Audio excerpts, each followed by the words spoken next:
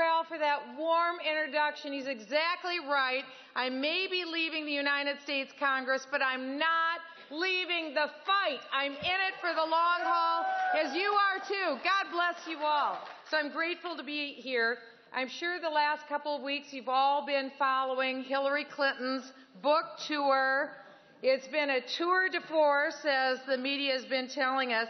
She's made so many unforced errors in the last 2 weeks that Barack Obama is actually seriously considering making her his new vice president.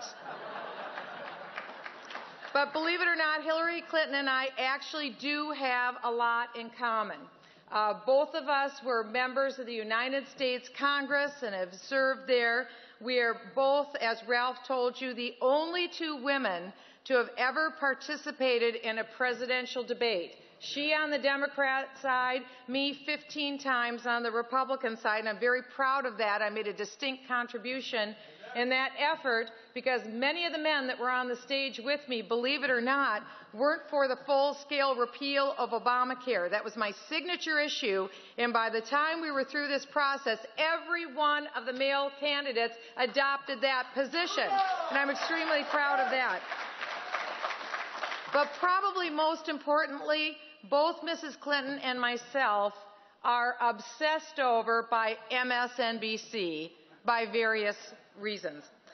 Interestingly, as we see today, the Obama ship is sinking, and it already feels like it's December 2016 because his presidency is virtually over. We can say amen to that. The president's approval ratings are an all-time low, even in my left-leaning state of Minnesota. And why is that? Because the American people simply do not trust him. And it's not hard to figure out why. Because by some weird freak coincidence, the IRS just announced that they mysteriously missed 2 years of emails from people central to the scandal investigation, and apparently it is not an obstruction of justice when your Attorney General believes that the laws of the land apply to only one political party. The VA is now failing the greatest generation, in particular our wonderful World War II veterans, while still managing to give themselves huge bonuses while they were busy cooking the books. As has been said to you by your previous speakers, our religious liberties are virtually under full-scale attack every day of the week from every quarter, as well as our First Amendment rights of free speech. President Barack Obama's legacy will be, and I predicted this a year ago, the establishment of lawlessness in the United States of America, especially when it comes to the issue of rewriting Obamacare. That's his legacy. That is not our legacy. And we are going to fight back at every turn on his establishment of lawlessness in the United States. It's not who we are. We're for the rule of law, and unashamedly so. Here's the understatement of the year. The United States border is not secure. Thousands of illegals are pouring over America's southern border. In fact, it's even being reported that hundreds of illegal aliens by the hour are surging across the United States southern border. And that is with no resistance from our government, and that's just here in the United States. Let's spend our time talking about a football mascot. That's what's really important to a lot of the Democrat senators and to our president. I serve on the Intelligence Committee. We deal with the classified secrets of our nation. We deal with the threat of worldwide terrorism across the globe. And if you scan the globe, it's clear that we are living in profoundly dangerous times, unlike anything any of us have seen in the course of our lifetimes. But we have a president and a former Secretary of State who think that releasing 5 of the Taliban's top operational leaders poses virtually no national security risk to the people of the United States of America. I beg to differ with that assessment. And that includes our former Secretary of State, Hillary Clinton, who reinforces daily to the American people that she is not commander-in-chief material. She fails to inspire confidence in practically anything that she's touched, and her record as Secretary of State, including her utter abject failure in Benghazi, should disqualify her from ever being considered for the presidency. Mrs. Clinton has to explain to the American people why she repeatedly ignored request after request for increased security in the Benghazi mission compound. She has to explain to the American people why, when Americans were under attack, she failed to pick up the phone and call the commander-in-chief and demand that he send in military reinforcements to rescue our brave Americans on the ground. She has to answer why she repeatedly, for weeks after this horrific tragedy, continued to blame a video that she said hatefully insulted the Prophet Muhammad, when just recently she said in an interview that we knew from the beginning that it was Ahmed Abdul Khattab, who was just weirdly picked up on Sunday. She said that we knew that he was a part of this process even that night. You see, she can't keep her story straight. And even though the media obsesses on her, it's time for a real interview, and that interview will come with accountability from the American people.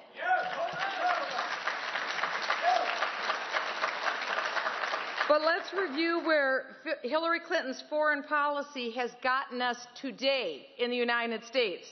Terrorists are on the march in Iraq. It was last week, this morning, when we woke up and found out that the worst of the worst, terrorists so brutal, so violent, that even Al-Qaeda has renounced them. They are called ISIS or ISIL. These terrorists virtually in a blitzkrieg took over 1/3 of Iraq in a stunning display where they have taken not only American tanks, American trucks, American high-powered weapons, they're also now reportedly taking over chemical weapon caches as well. This is a direct result of the foreign policy failures of Barack Obama and Hillary Rodham Clinton. Russian tanks are rolling into the Ukraine. That happened just 1 week ago today. Iran is continuing unimpeded its nuclear weapons program. Nothing has changed. Nothing has changed. Recognize Iran will have a nuclear weapon unless we have a new commander-in-chief who understands and appreciates this risk and stops the nuclear program from Iran. Brutal terrorists are actively killing Christians in Syria today.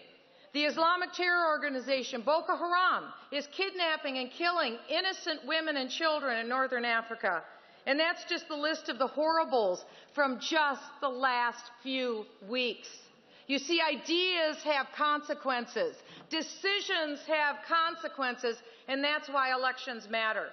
President Obama and Hillary Clinton do not understand what works and what does not work in the real world of real bad guys. They believe in fantasy foreign policy, where their good intentions somehow equal success. Well, it's time for a real strategy and not a time for fantasy foreign policy. The Obama administration is continuing to thumb its nose at our strongest ally in the world, our friend Israel. The nightmare scenario of a terrorist neighbor on Israel's doorstep through the unity government of Hamas and Fatah is now a reality. That means Hamas, the Muslim Brotherhood, violent terrorist organization with American blood on its hands, will become a member of the Palestinian Authority. You see, it was just last week, after our president released the 5 worst terrorists, the 5 top operational leaders of our sworn enemy, the Taliban, when he released those in exchange for Bo Bergdahl, it was just within a week that Hamas, this terror organization, kidnapped 3 innocent Jewish teenagers near Hebron who were looking for a ride home from school. One of these kids is an American citizen from New York City. Official Fatah publications not only celebrate these kidnappings, they compared these 3 young boys to rats who were being reeled in by a fishing pole. And Barack Obama thinks Israel should be forced to give more land to people who want to exterminate all Jews. My friends, this is what it means to stand with Israel.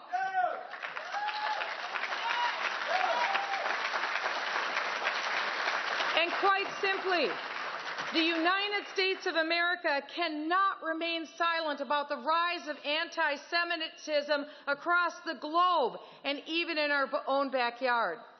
Caroline Glick, the great senior columnist of the Jerusalem Post, wrote a wonderful column this week. In her column, she spoke about this rise of anti-Semitism across the globe, including in New York City, where the Metropolitan Opera is running a production called The Death of Klinghoffer. It is a sympathetic portrayal of terrorism against the Jewish people. It is the story of a disabled senior citizen, American Jewish individual who was in a wheelchair, who terrorists chose because of his Jewish background. They took Mr. Klinghoffer, Leon Klinghoffer, in his wheelchair and threw him off the cruise ship he was on with his wife, and in cold blood murdered him. And now the Metropolitan Opera is running a production sympathetic to the terrorists who did this action. Do we understand that we are now living in a new age of insane anti-Semitism? Will we respond to this? We cannot let this go unaddressed. The path that our president has us on is truly transforming America into a country that we no longer recognize. His path is smothering the American dream at home and projecting weakness abroad. But what I do know as I look out at all of you is this. That is not your view of America. Not here at home and not abroad. It's not my view of America. And that's what gives me hope. Because I know without a shadow of a doubt, as you look across the United States, and people are scared to death today, so much so, the 2 police officers approached me the day before yesterday. I was minding my own business, walking from a vote at the Capitol to my office in Rayburn, and they came up to me, they recognized who I was, and they said, "Mrs. Bachmann, I don't know what's happening down at the White House, but you and your colleagues have got to do something in the United States Congress. You can no longer be silent. You got to stand up for us. You've got to stand up for America. You've got to start doing the right thing. You can't let this president prevail. Because if there's one thing we know about Americans, it is this.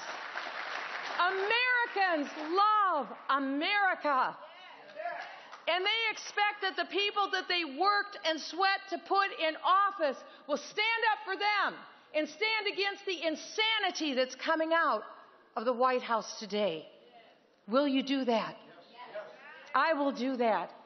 And I fully believe, with our trust in our hand in the living God, the Creator God of the ages, the Alpha and the Omega, the beginning and the end, the Counselor, the All-Wise, the All-Seeing, the Holy God of the universe, with our trust in Him, even in times like today, it is not over. It is not late. He says that He is there. He is available at any moment. We pick up the phone. We call. We cry out, and He is there for us. He is the one that will deliver with His strong right arm. And with that, I say amen and amen. God bless you, and enjoy your weekend.